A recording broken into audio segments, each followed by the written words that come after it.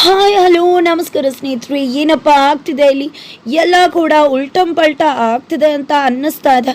ಹಾಗಿದ್ರೆ ಕಿರಣ್ ಮಾಡಿದ ಪ್ಲಾನ್ ಅವನಿಗೆ ತಿರುಗಿಸಿ ಬಡಿತಾ ಇದೆ. ಭಾನುಮತಿ ಪ್ರೀತಾತ್ಮ ಆಗ್ಬಿಟ್ರ ಅಥವಾ ಅವನ ಬಾಯ್ ಬಿಡ್ಸೋಕೆ ಗೀತಾ ಮಾಡಿದ ಪ್ಲಾನ್ ಆಗಿದೆಯಾ? ಪಕ್ಕ ಪ್ಲಾನ್ ಮಾಡೋದ್ರ ಮುಖಾಂತರ ಕಿರಣ್ನ ಬಾಯ್ ಬಿಡ್ಸೋಕೆ ಮುಂದಾಗ್ತಿದ್ದಾರೆ. ಆ ಕಡೆ ಪೊಲೀಸರು ವಿಚಿಗೆ ಒಂದು ಹ್ಯಾಪಿಯಸ್ಟ್ ನ್ಯೂಸ್ನ ಹೇಳ್ತಿದ್ದಾರೆ.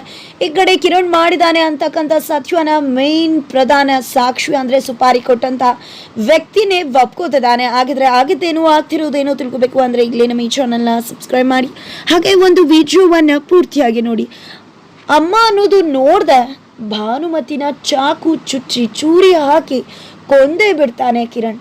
ಭಾನುಮತಿ ಪಾಪ ತನ್ನ ಮಗ ಚೆನ್ನಾಗಿರ್ಬೇಕು, ಅವನಿಗೆ ಅಧಿಕಾರ ಸಿಗ್ಬೇಕು ಅಂತ ಮತ್ತೊಬ್ರನ್ನ ಹಾಳು ಮಾಡಿ ಮತ್ತೊಬ್ರಿಗೆ ಕೆಡಕ್ ಮಾಡಿ ತನ್ನ ಮಗನ್ನ ಉದ್ಧಾರ ಮಾಡಕ್ ಹೋಗ್ತಾರೆ. ಆದ್ರೆ ಕಿರಣ್ ಅಮ್ಮಂದೇ ಬುದ್ಧಿ ಕಲ್ತಿದ್ರು ಅಮ್ಮ ಅನ್ನೋದನ್ನ ನೋಡ್ದೆ ಅಮ್ಮನಿಗೆ ಚೂರಿ ಹಾಕಿ ತನ್ನ ರಾಯಲ್ ಲೈಫ್ ಲೀಡ್ ಮಾಡೋಕೆ ದಾರಿನ ಸಲೀಸ್ ಮಾಡ್ಕೋತಾನೆ. ಪಾಪ ಯಾರನ್ನೂ ನಂಬಿರೋ ಭಾನುಮತಿ ಸ್ವಂತ ಮಗನ್ನ ನಂಬಿ ಟ್ರ್ಯಾಪ್ ಆಗಿ ಫೈನಲಿ ಪ್ರಾಣ ಬಿಟ್ಟೇ ಬಿಡ್ತಾರೆ. ಹಾಗಿದ್ರೆ ನಾವು ಅನ್ಕೊಂಡ್ವಿ 100% ಭಾನುಮತಿ ಕ್ಲೈಮ್ಯಾಕ್ಸ್ ಅಲ್ಲಿ ಬರ್ತಾರೆ ಅಂತ. ಬಟ್ ನೋಡ್ತಾ ಇದ್ರೆ ಯಾಕೋ ಭಾನುಮತಿ ನಿಜವಾಗ್ಲೂ ಸತ್ತಿದ್ದಾರೆ ಅನಿಸ್ತದೆ. ಬಿಕಾಸ್ ಇವತ್ತು ಹೇಳ್ತಕ್ಕಂಥ ಮಾತುಗಳು ಹಾಗಿದೆ.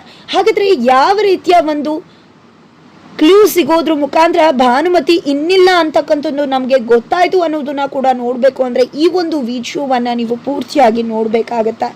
ಈ ಕಡೆ ಗೀತಾ ಆ ಒಂದು ಭಾನುಮತಿ ಮೊಬೈಲನ್ನು ಫೈಂಡ್ ಔಟ್ ಮಾಡ್ತಾಳೆ, ಅದನ್ನು ತನ್ನ ಹತ್ರ ಸೇಫ್ ಆಗಿ ಇಟ್ಕೋತಾಳೆ. ಅದೇ ಒಂದು ಮೊಬೈಲ್ಗೋಸ್ಕರ ಕಿರಣ್ ಕೂಡ ಹರಸಾಹಸ ಪಡ್ತಾನೆ. ಆದರೆ ಆ ಒಂದು ಮೊಬೈಲ್ ಸಿಗದೆ ಇದ್ದಾಗ ಕಾಲ್ ಮಾಡ್ತಾನೆ. ಬಟ್ ಕಾಲ್ ರಿಂಗ್ ಆಗುತ್ತೆ, ಬಟ್ ಯಾರು ರಿಸೀವ್ ಮಾಡಲ್ಲ.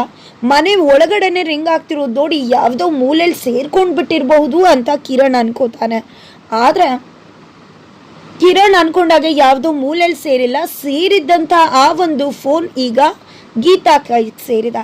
ಆದರೆ ತನ್ನ ಫ್ರೆಂಡ್ ಮಹೇಶ್ ಅವ್ರ ಹತ್ರ ಹೇಳಿದಾಗ ಆ ವ್ಯಕ್ತಿ ನಿನ್ನ ಹತ್ರ ಫೋನ್ ಸಿಕ್ಕಿಲ್ಲ ಅಂದರೆ ಫೋನ್ ಆ ರೂಮಲ್ಲಿ ಯಾವುದೋ ಮೂಲೆಯಲ್ಲಿ ತುರ್ಕೊಂಡಿದೆ ಅಂದರೆ ಅಲ್ಲೇ ಬಿಟ್ಬಿಡು, ಆದರೆ ರೂಮ್ಗೆ ಯಾರೂ ಹೋಗಬಾರ್ದು, ಆ ರೀತಿ ಮಾಡು ಅನ್ನೋ ಒಂದು ಸಜೆಷನ್ ಕೊಡ್ತಾರೆ.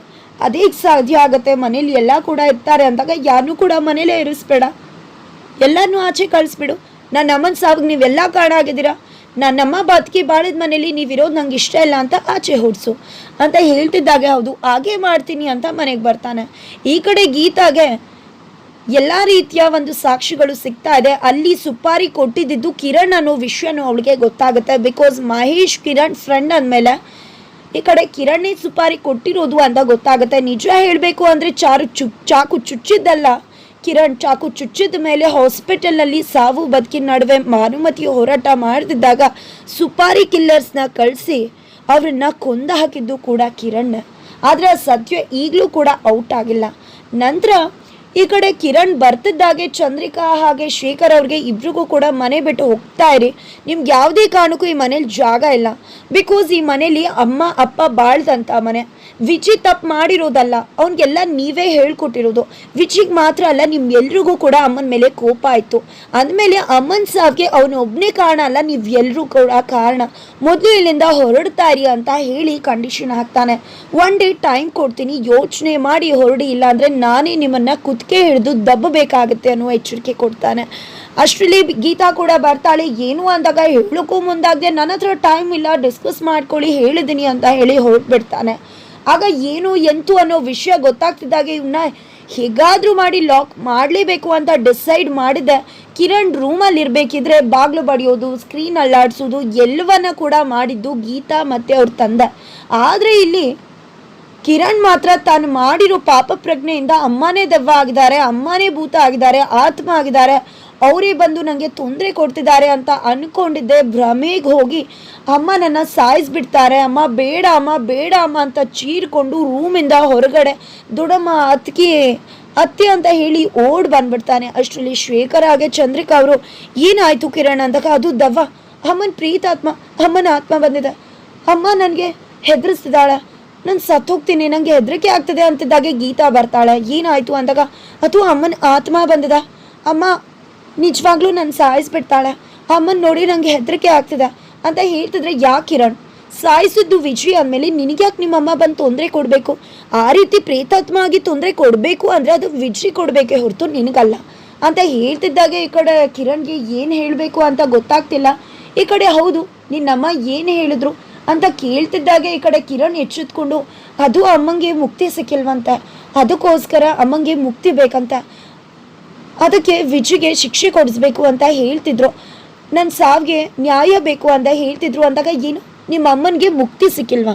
ಅದು ಹೇಗಾಗತ್ತೆ ಕಿರಣ್? ನಿಮ್ಮ ಅಮ್ಮನ ಪಿಂಡ ಪ್ರದಾನ ಮಾಡಿ ಬಂದಿದ್ದೀವಿ, ಎಲ್ಲ ಶಾಸ್ತ್ರಗಳನ್ನ ಕೂಡ ಅಚ್ಚುಕಟ್ಟಾಗಿ ಮಾಡಿದ್ದೀವಿ, ನಿನ್ನ ಮುಂದೆನೇ ಎಲ್ಲ ನಡೆದಿದೆ ಅಂದಮೇಲೆ ಮೋಕ್ಷ ಯಾಕೆ ಸಿಗಲ್ಲ, ಮುಕ್ತಿ ಯಾಕೆ ಸಿಗಲ್ಲ? ನೀನೇ ಏನಾದರೂ ತಪ್ಪು ಮಾಡಿರ್ಬೋದೇನೋ, ನೆನಪು ಮಾಡ್ಕೋ ಕಿರಣ್ ಅಂತ ಹೇಳ್ತಿದ್ದಾರೆ.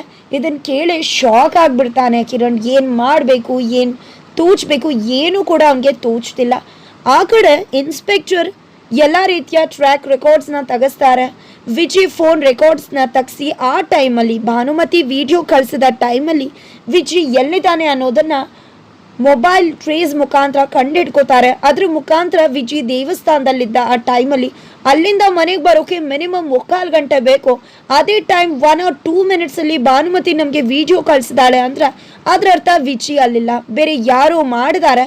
ಈ ಕಡೆ ಅವನ್ನ ಲಾಕ್ ಮಾಡೋದಕ್ಕೆ ಯಾವುದೋ ವಿಡಿಯೋನ ಮಾಡಿದ್ದಾರೆ, ಸುಳ್ಳು ವಿಡಿಯೋ ಮಾಡಿ ಕಳಿಸಿದ್ದಾರೆ ಅನ್ನೋದು ಪೊಲೀಸ್ ಅವ್ರಿಗೆ ಗೊತ್ತಾಗ್ಬಿಡತ್ತೆ. ಅದೇ ವಿಷಯವಾಗಿ ವಿಜಯ್ ಹತ್ರ ಅವ್ರು ಮಾತಾಡ್ತಾರೆ ಇನ್ಸ್ಪೆಕ್ಟರ್. ನೀವು ಮತ್ತೆ ಗೀತಾ ಹೇಳಿದ್ದು ನಿಜ ವಿಜಯ್, ನೀನು ಇದರಲ್ಲಿ ಯಾವುದೇ ರೀತಿ ಪಾರ್ಟಿಸಿಪೇಷನ್ ಇಲ್ಲ. ನಾವು ಟ್ರ್ಯಾಕ್ ರೆಕಾರ್ಡ್ನ ತೆಗೆದು ನೋಡಿದ್ವಿ, ಫೋನ್ ಟ್ರ್ಯಾಕ್ ರೆಕಾರ್ಡ್ನ, ಅದರಲ್ಲಿ ನಿನ್ನ ಫೋನ್ ದೇವಸ್ಥಾನದಲ್ಲಿ ತೋರಿಸ್ತದ, ಆ ಟೈಮಲ್ಲಿ ನೀನು ಆ ಜಾಗದಲ್ಲಿ ಇಲ್ಲ ಅಂತಾನೆ ತೋರಿಸ್ತದ. ನೀನು ಹೊರಗಡೆ ಬರೋ ಸಾಧ್ಯತೆ ತುಂಬ ಇದೆ, ಅದರರ್ಥ ಬೇರೆ ಯಾರು ಮಾಡಿದ್ದಾರೆ. ಆದರೆ ಬೇರೆ ಯಾರು ಮಾಡಿದ್ದಾರೆ ಅನ್ನೋದನ್ನು ನಾವು ತಿಳ್ಕೊಂಡ್ರೆ ಮಾತ್ರ ನಿನ್ನಿಂದ ಹೊರಗಡೆ ಬರೋದು ಸಾಧ್ಯ, ಇಲ್ಲ ಅಂದರೆ ಕಷ್ಟ ಆಗತ್ತೆ ಅಂತ ಹೇಳ್ತಿದ್ದಾರೆ. ಈ ಕಡೆ ಕಿರಣ್ನೇ ಮಾಡಿರೋದು ಅನ್ನೋದನ್ನು ಗೀತಾ ಹೇಳಿದ್ದು, ಈ ಕಡೆ ವಿಜಯ್ಗೂ ಕೂಡ ಕಿರಣ್ ಮಾಡಿದಾನೆ ಅನ್ನೋ ಸತ್ಯ ಗೊತ್ತಾಗಿದೆ. ಇದೆಲ್ಲವೂ ಕೂಡ ಈ ಕಡೆ ಆಗ್ತಿದೆ. ಕಿರಣ್ ಹೆದರ್ಕೊಂಡಿದ್ದೆ ಮತ್ತೆ ತನ್ನ ಫ್ರೆಂಡ್ ಮಹೇಶ್ ಕುಮಟಾನ ಭೇಟಿ ಮಾಡೋಕೆ ಹೋಗ್ತಾರೆ. ಈ ಕಡೆ ಶೇಖರ್ ಅವ್ರು ಕೂಡ ಅವ್ರನ್ನೇ ಫಾಲೋ ಮಾಡ್ಕೊಂಡು ಕೂಡ ಹೋಗ್ತಾರೆ. ಅಷ್ಟರಲ್ಲಿ ಇಬ್ರು ಕೂಡ ಮಾತಾಡ್ತಾರೆ, ಮಾತುಕತೆ ನಡೆಯುತ್ತೆ. ತಕ್ಷಣ ಅಲ್ಲಿಂದ ಕಿರಣ್ ಹೋಗ್ತಿದ್ದಾಗೆ ಮಹೇಶ್ ಕುಮಟಾ ಹತ್ರ ಶೇಖರ್ ಅವ್ರು ಬರ್ತಾರೆ. ಯಾರ ಜೊತೆ ಮಾತಾಡ್ತಿದ್ದೆ, ನಿನಗೂ ಅವನಿಗೂ ಏನು ಸಂಬಂಧ ಅಂತ. ಯಾರ ಜೊತೆ ಮಾತಾಡ್ತಿದ್ದೆ, ನಾನು ಯಾರ ಜೊತೆನೂ ಮಾತಾಡ್ತಿರ್ಲಿಲ್ವಲ್ಲ ಅಂದಾಗ ಈಗ ತಾನೇ ಮಾತಾಡ್ತಿದ್ಯಲ್ಲ, ಆ ಕಿರಣ್ ಜೊತೆ ಏನಾಗಬೇಕು, ನಿನಗೂ ಅವನಿಗೂ ಏನು ಸಂಬಂಧ, ಏನು ಮಾತಾಡ್ತಿದ್ರಿ, ಏನು ಸ್ಕೆಚ್ ಆಗ್ತಿದ್ರಿ ಅಂತ ಶೇಖರ್ ಅವ್ರು ಕೇಳ್ತಿದ್ದಾಗ ಆ ವ್ಯಕ್ತಿ ಎದ್ನೋ ಅಂತ ಎಸ್ಕೇಪ್ ಆಗಿ ಓಡೋಕೆ ಶುರು ಮಾಡ್ತಾನೆ. ತಕ್ಷಣ ಈ ಕಡೆ ಓಡ್ತಿದ್ದಾಗ ಈ ಕಡೆ ಶೇಖರ್ ಅವರು ಕೂಡ ಅವನ್ನೇ ಫಾಲೋ ಮಾಡಿಕೊಂಡು ಓಡ್ತಿದ್ದಾರೆ. ಫೈನಲಿ ಒಂದು ಜಾಗದಲ್ಲಿ ತೆಗೆದು ಬಡ್ದು ಶುರುವಾಗುತ್ತೆ.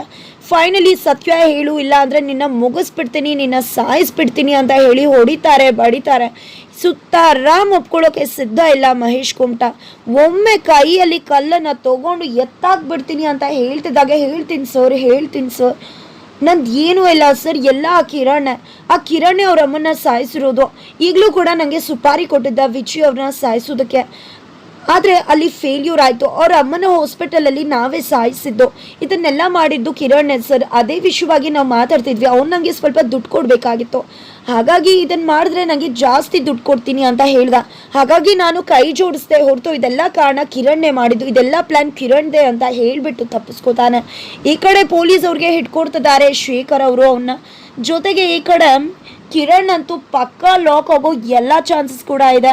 ಈ ಕಡೆ ಪೊಲೀಸ್ ಅವ್ರಿಗೆ ಗೊತ್ತಾಗಿದೆ, ಮೈನ್ ಸಾಕ್ಷಿ ಸಿಕ್ಕಿದೆ. ಇನ್ನೇನೇ ಇದ್ರೂ ಕಿರಣ್ನ ಅರೆಸ್ಟ್ ಮಾಡೋದು ಒಂದೇ ಬಾಕಿ.